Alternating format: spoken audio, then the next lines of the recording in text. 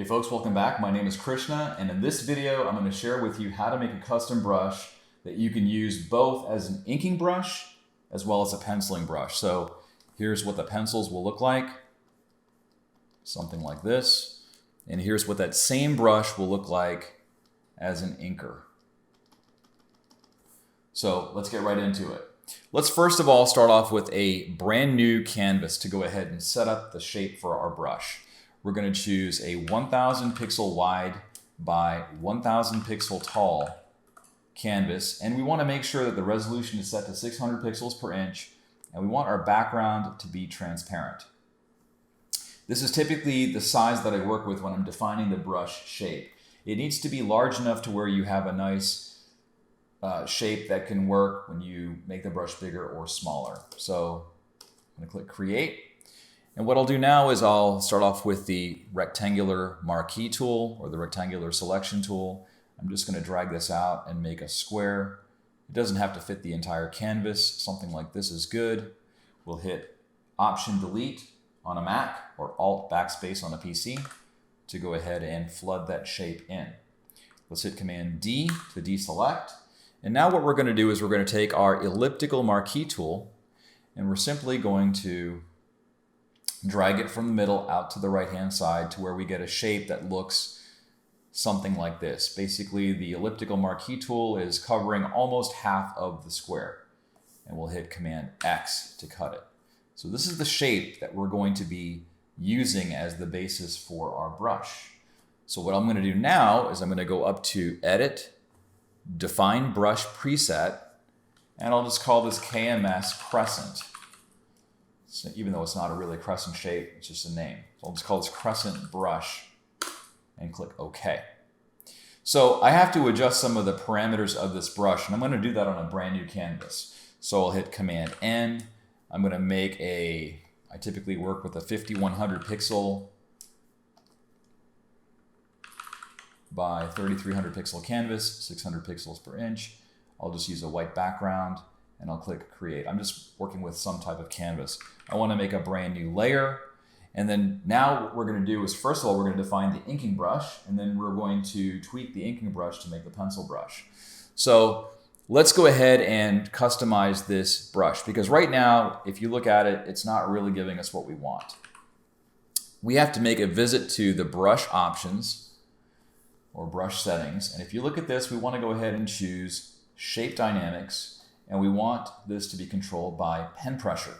And you can see that it just kind of curves, adds a little bit of tapering to the edges of the brush. Let's now go to the brush tip shape and let's just crank that down to something that's moderate, like let's say, just use 35. Okay. So now that I've got this, and there are other parameters here, like I've got smoothing turned on that you can work with. I'm just going to keep this as is.